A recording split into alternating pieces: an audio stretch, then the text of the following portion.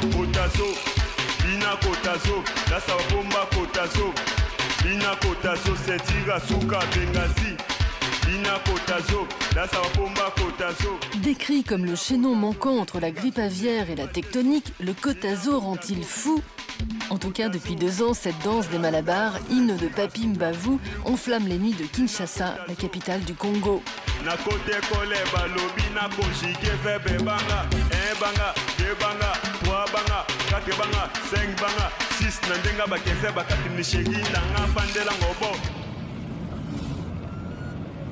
Tout commence il y a 3 ans. C'est l'été et la République du Congo s'apprête à vivre les premières élections démocratiques depuis son indépendance en 60.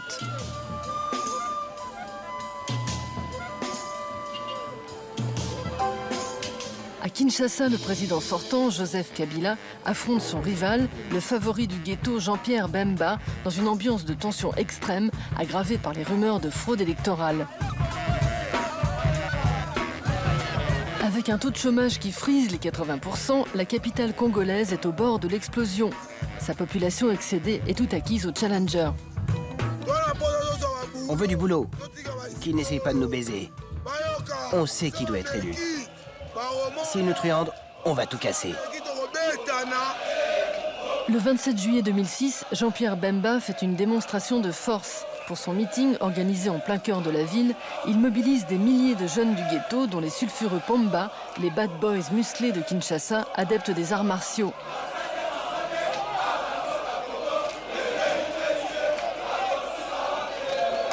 Des escadrons de gros bras, appelés Kuluna comme colonnes, déferlent dans les rues et affluent vers le stade. Le candidat Jean-Pierre Bemba joue avec le feu.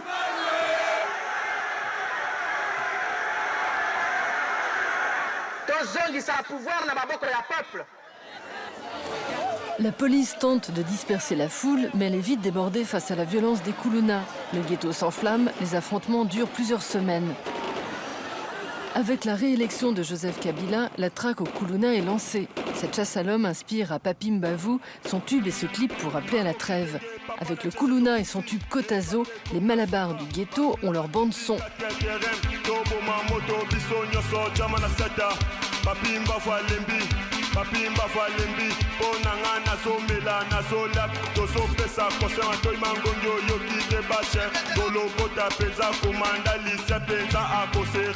Papi Mbavu est en première ligne lorsqu'en 2006, il voit ses camarades musclés des Kuluna tomber sous les balles. Son tube Kotazo mélange les beats du coupé-décalé ivoirien et les chants de guerre des boxeurs. Ce champion de judo est devenu le père fondateur du Kuluna, le son des gangsters de Kinshasa, censuré par le pouvoir.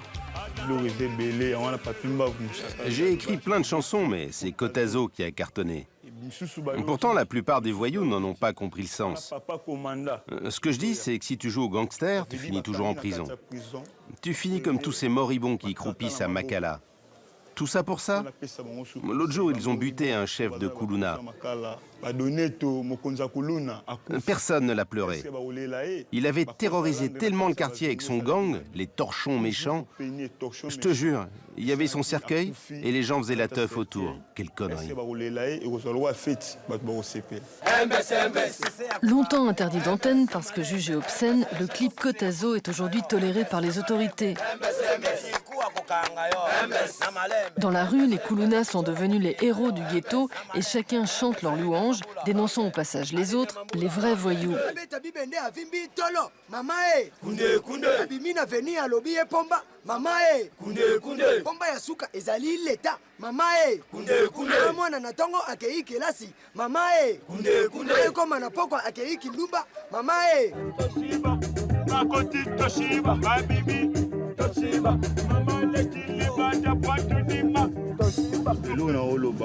Aujourd'hui, c'est devenu très compliqué dans ce pays.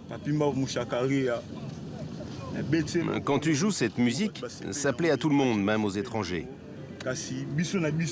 Mais les autorités disent que tu as l'esprit du diable, que tu favorises les combats. Les Kuluna ne sont pas nés à cause de nous, quand même.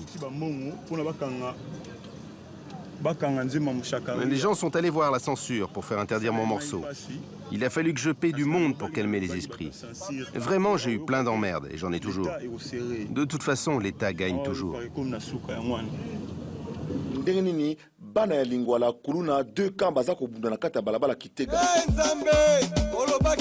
À la télévision congolaise, les Kulunas s'affichent davantage dans la rubrique faits divers que dans les pages musicales.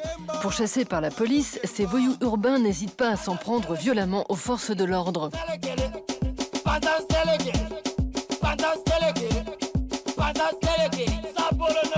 Comme une vraie mafia planquée dans les faubourgs de la ville, les Kulunas imposent leurs propres lois à base de raquettes et d'intimidation. Ce phénomène est né, disons, à la période des élections présidentielles de Joseph Kabila. On disait que comme personne ne voulait porter ces t-shirts et tout ça, parce que les gens avaient peur de se faire buter par les gens de Jean-Pierre Bemba, alors ils étaient les seuls, comme c'était des malabars, des sportifs, c'était les seuls à pouvoir porter ces t-shirts sans risque de se faire buter. Et voilà, et après ça, bon, les élections se sont passées. Apparemment, ils n'ont pas tiré grand gain de ce qu'ils ont fait pour les candidats de l'époque. Et voilà, ils se sont retrouvés encore dans la rue un tout petit peu révoltés. Ça, c'est une façon de penser. Général Funk a très vite flairé le potentiel commercial du son Kuluna. Premier DJ hip-hop de Kinshasa, producteur de Papim Bavou et promoteur de concerts, il est la plaque tournante de tous les groupes qui fleurissent dans le ghetto.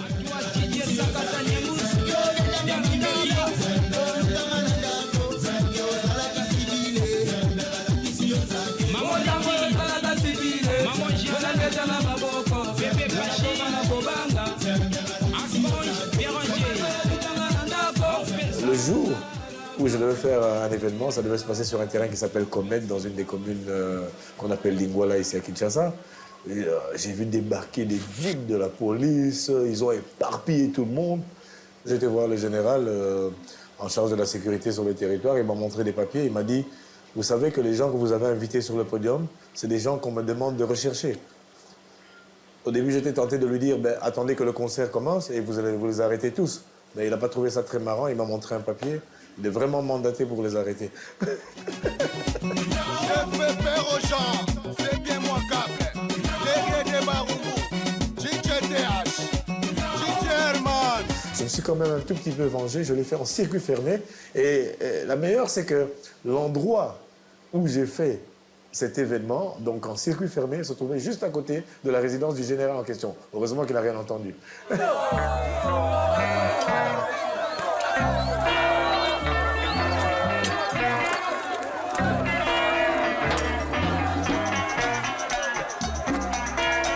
Comme dans tout bon film policier, la chasse au Kuluna a son redresseur de tort. Tel l'inspecteur Harry, le commandant Oulé Oulé, maître catcheur, est en charge de l'éradication des musclores du ghetto.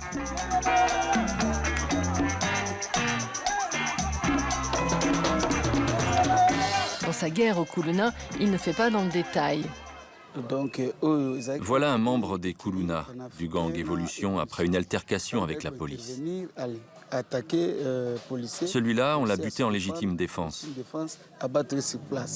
On ne comprend plus ce qui se passe ces jours-ci. En tant que super flic, les autorités m'ont demandé de répertorier et d'infiltrer les gangs. À Barumbu, il y a les gangs Évolution, les robots, les kamikazes, les fourmis rouges. À Yolo, les fourmis rouges aussi. Bref, je dois arrêter tout ce monde. Comme dans les gangs, les Kuluna s'organisent en clans. Goshima Mobali Loko, surnommé le casseur de mâchoires, est l'ancien parrain du Kuluna Armée Rouge. Boxeur et souteneur, il a quitté son gang pour se consacrer à la musique et a inventé son style, le Kwata Vibra Brutal. Georges Bush n'a plus de boulot? Je vais le prendre comme cuisinier.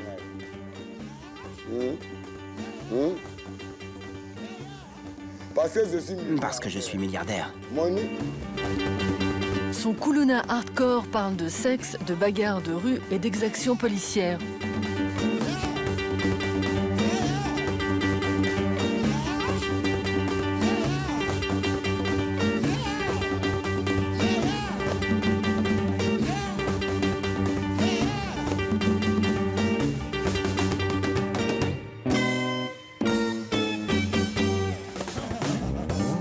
Confronté à la censure et à la difficulté de se produire en concert dans sa ville de Kinshasa, Goshima, heureusement, a d'autres sources de financement.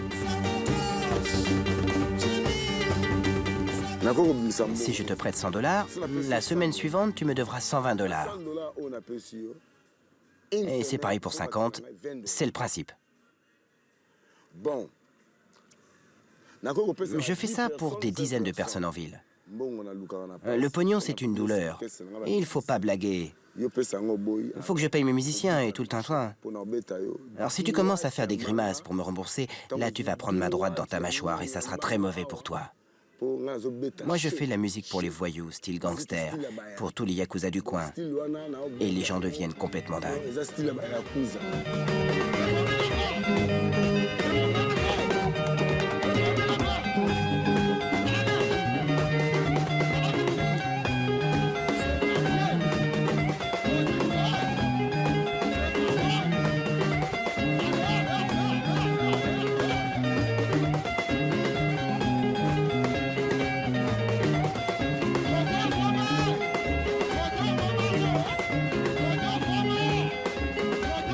Si le Kuluna est devenu l'ennemi public numéro 1 en République démocratique du Congo, c'est aussi parce que les sectes évangéliques et autres églises de réveil en ont fait leur bête noire.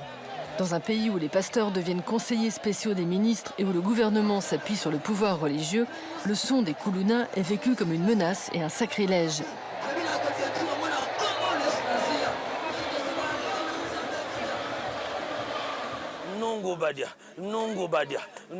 Venu tout droit de Brazzaville, capitale du pays voisin, la République du Congo, DJ Oussama est le caïd du Kuluna X.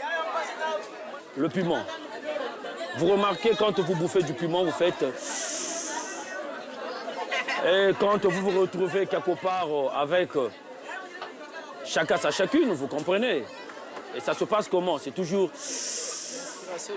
l'inspiration du Nungu-Badia. DJ Oussama vient régulièrement jouer à Kinshasa. Comme tous les artistes de Kuluma, c'est en circuit fermé presque clandestin qu'il vient chanter pour un public de gangsters dans l'espoir que son son soit un jour autorisé.